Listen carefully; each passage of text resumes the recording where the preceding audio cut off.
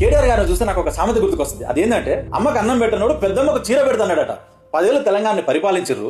అయ్యా మీ అధికారంలో మొదటి సంవత్సరంలో కాదా ఎంసెట్ ఒక సంవత్సరంలో 2 సార్లు లీక్ అయింది. మీ యొక్క స్వలాభం కోసం, సొంత ప్రయోజనాల కోసం, లావాదేవీల కోసం గ్లోబల్ అనేటటువంటి సంస్థ ఒక తప్పుడు సంస్థ అయినా కూడా ఇంటర్మీడియట్ పేపర్లు దిద్దడం అనే కాంట్రాక్ట్ దానికిస్తే దానివల్ల ఎంతమంది ఇంటర్మీడియట్ విద్యార్థులు చచ్చిపోయారండి.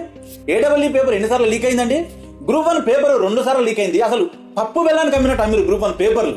అంతెందుకు గ్రూప్ 2 నోటిఫికేషన్ విషయంలో ఒక ఆడపిల్ల ఆత్మహత్య చేసుకొని చచ్చిపోతే ఒక టీవీ డిస్కషన్ లో కూర్చొని మీరు ఆ అమ్మాయి అసలు అప్లై చేయలేదని మాట్లాడి ఆ అమ్మాయి క్యారెక్టర్ అసాసినేషన్ చేసినటువంటి వ్యక్తి ఈ కేటీఆర్.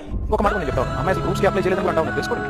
ఇవన్నీ గుర్తుపెట్టుకునే సార్ తెలంగాణలో ఉన్నటువంటి నిరుద్యోగులు మిమ్మల్ని మీ పార్టీని రాజకీయ నిరుద్యోగులుగా మార్చారు. నిరుద్యోగులారా మీ అందరికి ఒకటే విజ్ఞప్తి, 10 ఏళ్ల పరిపాలనలో ఈ BRS party, TRS party, KTR, KCR వీళ్ళు మనకి ఎంత ద్రోహం చేశారో అది గుర్తుపెట్టుకోండి. అది ఎట్టి పరిస్థితుల్లో మర్చిపోవద్దు. కేవలం చదువు నగలో సభలు పెట్టడం, నీటి విషయంలో నీతులు చెప్పడం, నిరుద్యోగుల పట్ల ముసలి కన్నీరు కార్చడం. కాబట్టి నిరుద్యోగులారా, విద్యార్థులారా ఈ బీఆర్ఎస్ పట్ల, కేటీఆర్ పట్ల అప్రమత్తంగా ఉండండి. ఏం చేద్దాం సార్? చెప్పు తీసుకొట్టండి సార్.